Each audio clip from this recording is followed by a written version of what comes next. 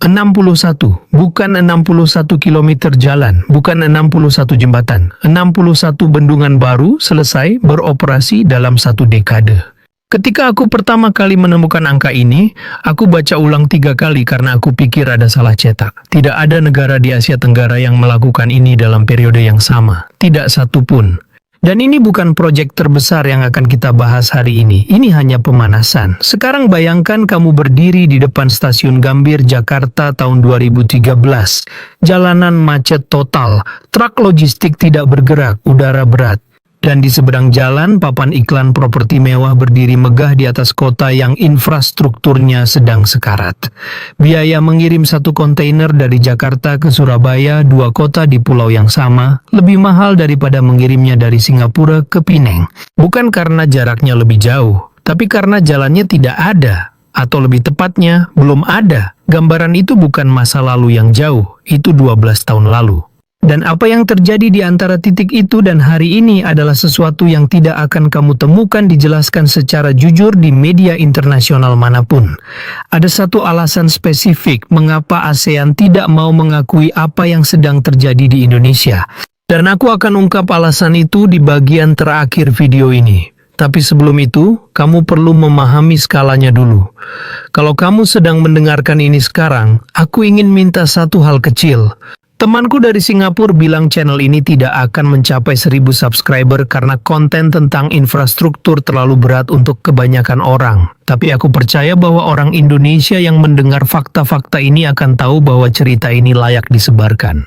Kalau kamu setuju, tekan subscribe sekarang. Bantu aku buktikan bahwa channel yang paling jujur bisa mengalahkan channel yang paling besar.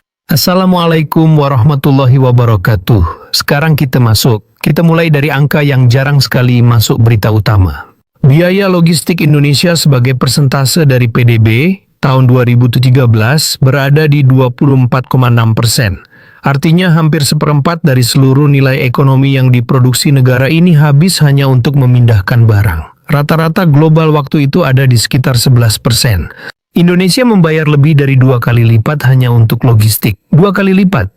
Setiap pabrik, setiap petani, setiap pengusaha kecil di Jawa Timur yang mengirim produknya ke Kalimantan membayar penalti tersembunyi yang tidak pernah mereka pilih tapi tidak bisa mereka hindari. Sekarang angka itu turun ke sekitar 14% dan terus bergerak ke bawah. Setiap persen yang turun setara dengan ratusan triliun rupiah yang kembali ke ekonomi nyata, bukan ke anggaran pemerintah, ke tangan petani, ke margin UMKM. Ke harga yang lebih wajar di rak toko di kota-kota kecil yang dulu tidak terjangkau jalur distribusi utama. Kamu mungkin berpikir, ini karena Indonesia hanya memperbaiki jalan lama. Tidak, yang terjadi jauh lebih radikal dari itu. Trans Jawa. Lebih dari 150 km jalan tol menghubungkan Anyer di ujung barat Jawa sampai Banyuwangi di ujung timur. 10 tahun lalu, perjalanan darat Jakarta ke Surabaya memakan 14-18 jam melewati Pantura yang macet dan berlubang. Sekarang 7-8 jam melalui tol yang mulus. Bukan perbaikan, pemangkasan separuh waktu tempuh. Dan dampak ekonominya tidak perlu kita debat. Kota-kota kecil sepanjang koridor tol yang dulu terisolasi dari jalur perdagangan utama sekarang punya akses. Kecamatan yang dulu tidak masuk radar investor sekarang mulai masuk peta. Tapi Trans Jawa bukan yang paling ambisius. Trans Sumatera sedang dibangun dengan total rencana 2,18 km dari Lampung di selatan sampai Aceh di utara. Ketika jaringan ini selesai, Sumatera akan mengalami transformasi konektivitas yang sama dengan yang sudah terjadi di Jawa. Tidak ada negara ASEAN lain yang membangun jaringan tol baru sepanjang ini dalam satu periode yang sama. Tidak satu pun. Sekarang pindah ke sesuatu yang membuat negara-negara tetangga sungguh tidak nyaman untuk dibahas. Oktober 2023. Wush, bergerak untuk pertama kalinya membawa penumpang resmi, 350 km per jam. Jakarta ke Bandung 40 menit. Indonesia menjadi negara pertama di seluruh Asia Tenggara yang mengoperasikan kereta cepat berteknologi tinggi. Negara pertama. Di kawasan yang sudah membicarakan kereta cepat selama puluhan tahun, Malaysia merencanakan KL Singapura HSR lebih dari 1 dekade, dibatalkan 2021. Thailand merencanakan Bangkok Nakhon Ratchasima bertahun-tahun. Masih tertunda, Vietnam membicarakan Hanoi Ho Chi Minh City selama 15 tahun. Target selesai digeser ke 2045. Artinya ketika Vietnam akhirnya mengoperasikan kereta cepatnya, Indonesia sudah menjalankannya selama 22 tahun. Sementara mereka merencanakan, Indonesia membangun. Sementara mereka menunda, Indonesia meresmikan. Dan negara yang mereka anggap paling tidak mungkin berhasil justru yang pertama sampai di garis finish. Tapi ini yang belum pernah dikatakan konten manapun dengan jujur. Indonesia saat ini berada di peringkat 63 dalam World Bank Logistics Performance Index 2023. Vietnam ada di peringkat 43, Malaysia di peringkat 31. Indonesia membangun infrastruktur fisik lebih cepat dari siapapun di kawasan, tapi efisiensi operasional dari infrastruktur itu masih tertinggal dari tetangga yang membangunnya jauh lebih lambat. Ini bukan kritik. Ini adalah tantangan berikutnya yang harus dipahami setiap orang Indonesia yang bangga dengan apa yang sudah dibangun. Membangun pelabuhan besar tidak otomatis berarti efisiensi bea cukai ikut meningkat. Membangun jalan tol tidak otomatis berarti biaya logistik turun secepat jalan itu dibangun. Ada lapisan kedua yang harus dikejar dengan kecepatan yang sama. Pelabuhan Patimban di Jawa Barat, fase pertama sudah beroperasi dengan kapasitas awal 3,5 juta TEU per tahun dan target akhir 7,5 juta TEU. Pelabuhan Klang di Malaysia menangani sekitar 14 juta TEU per tahun. Patimban dibangun untuk menjadi pesaing serius dalam satu dekade. Tapi pesaing yang serius bukan hanya soal kapasitas fisik. Pesaing yang serius adalah soal sistem di baliknya. Dan ini membawa kita ke pertanyaan yang aku janjikan di awal. Kenapa ASEAN tidak mau mengakui semua ini secara terbuka? Jawabannya bukan iri, bukan politik diplomasi regional semata. Jawabannya adalah presiden. Kalau Indonesia, negara kepulauan terbesar di dunia dengan lebih dari 17.000 pulau dan 278 juta penduduk, berhasil membuktikan bahwa transformasi infrastruktur skala ini bisa dilakukan dalam satu dekade, itu menciptakan standar baru. Standar yang sangat tidak nyaman bagi pemerintah-pemerintah di kawasan yang selama ini memberikan alasan bahwa kompleksitas geografis dan populasi adalah penghalang yang tidak bisa diatasi dengan cepat. Indonesia baru saja membuktikan bahwa alasan itu tidak cukup kuat lagi. IKN Nusantara adalah titik paling jelas dari argumen ini. Istana Presiden berdiri, jalan utama teraspal. Upacara kemerdekaan 17 Agustus 2024 dilaksanakan di sana. Sebuah kota seluas 250.000 hektar, lebih dari 3 kali luas Singapura, sedang dibangun dari nol di tengah hutan Kalimantan. Tidak ada satu negara ASEAN lain yang sedang melakukan apapun yang mendekati skala dan keberanian ini. Ini bukan sekadar proyek infrastruktur.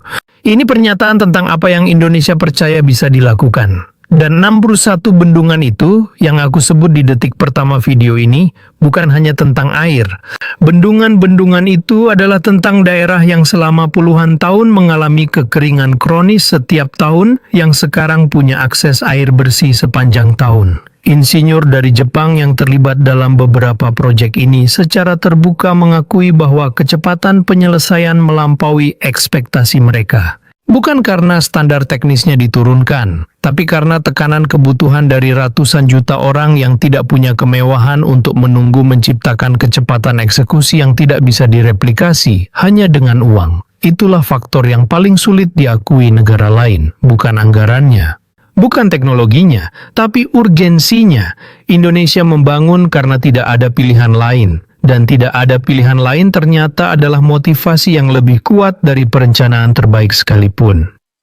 Ada 3 hal yang kamu tahu sekarang yang kebanyakan orang tidak tahu.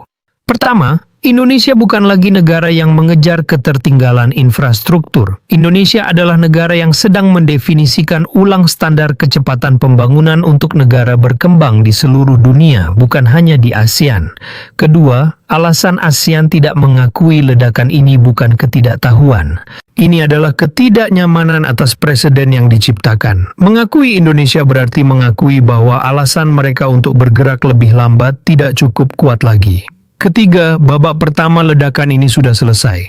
Babak kedua, mengoperasikan semua yang sudah dibangun dengan efisiensi kelas dunia baru saja dimulai.